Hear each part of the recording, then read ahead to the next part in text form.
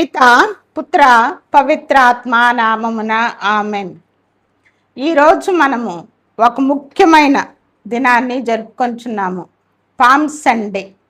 Easter పండగకి ముందు వచ్చే ఆదివారాన్ని పామ్ సండే అంటారు.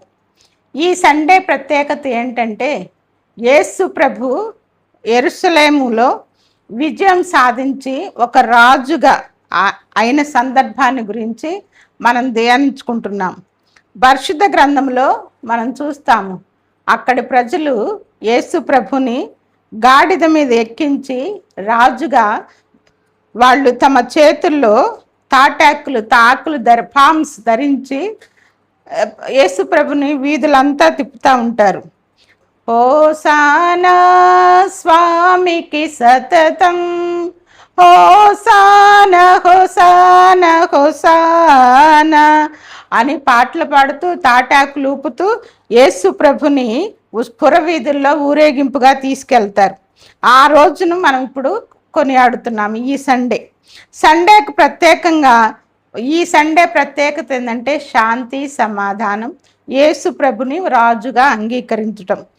ఇది రాజుగా అంగీకరించటం అంటే యేసు ప్రభు వినయంగా జీవించాలని మనందరినీ కోరుతున్నాడు. అవసరాన్ని బట్టి గర్వంతో కాకుండా వినయంగా జీవించాలి, వినయంగా మనం మన జీవితంలో ప్రవర్తించాలి ప్రతి విషయంలో అని యేసు ప్రభు మనకి నేర్పిస్తూ ఉన్నారు.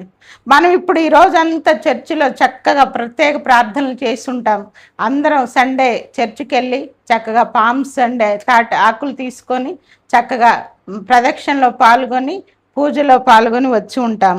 అయితే ఈ రోజును మనం చాలా పవిత్ర దినంగా భావించాలి. వచ్చే ఆదివారం మనం క్రీస్తు పునరుత్థాన మహోత్సవాన్ని జరుపుకుంటున్నాం. ఇది ఈ రోజు నుంచి మనము పవిత్ర దినాల్లో ప్రవేశిస్తాం. హోలీ వీక్ అంటారు. ఈ పవిత్ర దినాల్లో మనకి హోలీ థర్స్డే ఉంటుంది, మాండీ థర్స్డే, పవిత్ర గురువారం, పవిత్ర శుక్రవారం, పవిత్ర శనివారం, పవిత్ర ఆదివారం.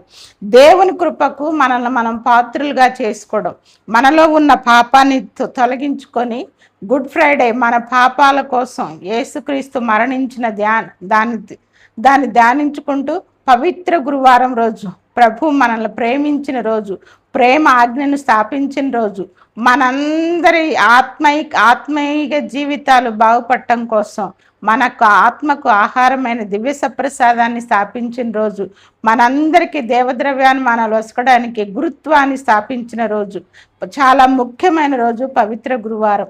ప్రేమ అనే ఆజ్ఞను స్థాపించిన రోజు, గురుత్వాన్ని స్థాపించిన రోజు, దివ్య సప్రసాదాన్ని స్థాపించిన రోజు. ఆ మూడు మనకి జీవితంలో మన ఆత్మకు ఆహారంగా ఉంటాయి. గురువులు మనకి దేవద్రవ్యాన్ని మన వసుకుతారు.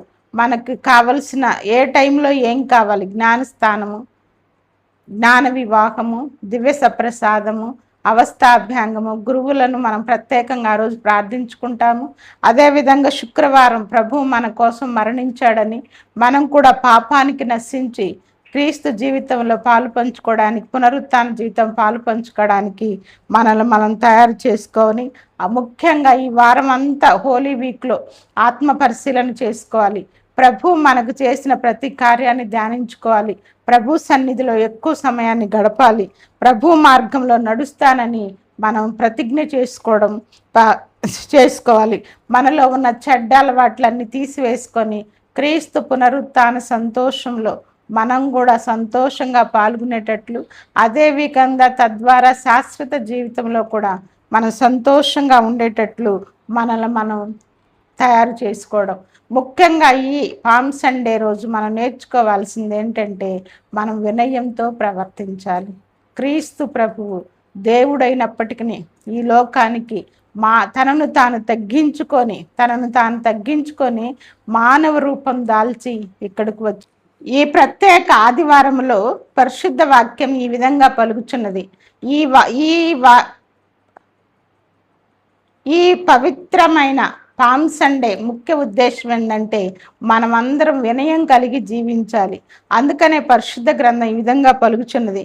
ఫిలిప్పీలకు రాసిన లేఖ 2వ అధ్యాయము 6వ వచనం నుండి, ఆయన దేవుడైనప్పటికీ యేసు ప్రభు మన కోసం తన్ను తాను తగ్గించుకొని మానవ రూపం దాల్చి నా పాపములన్నిటినీ ఆయన మీద వేసుకొని శిలువ మరణం పొందిన జ్ఞాపకాన్ని మనం గుర్తు చేసుకుంటున్నాం.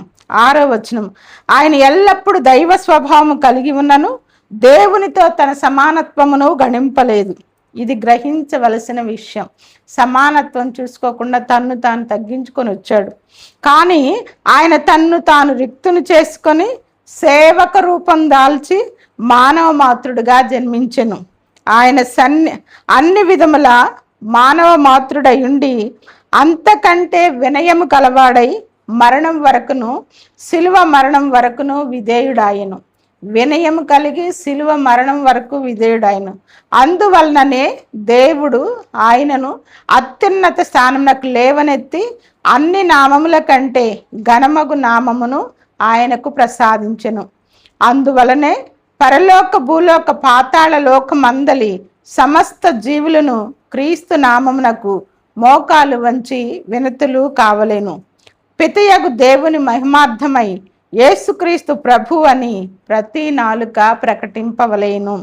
మనం ఇప్పుడు నేర్చుకోవాల్సిన విషయం ఏంటంటే, జీవితంలో వినయము కలిగి జీవించినట్లయితే దేవుడే మనల్ని అత్యున్నత స్థానానికి లేవనెత్తుతాడు. అందుకని వినయం కలిగి వినమ్రంగా జీవించుదాం.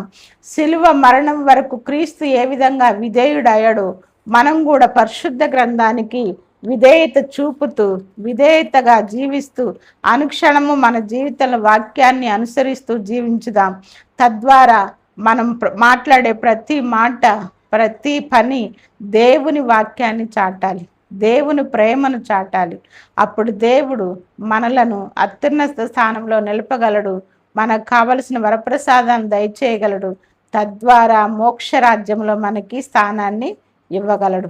కనుక ఈ పామ్ సండే, ఈ పవిత్రమైన ఆదివారం రోజు, పామ్ సండే రోజు దేవుడు మనందరినీ వినయముతో విధేయతతో దీవించాలని, తద్వారా మనం క్రీస్తు అనుంగు బిడ్డలుగా జీవించుటకు సహాయం చేయాలని ప్రార్థించుకుందాం.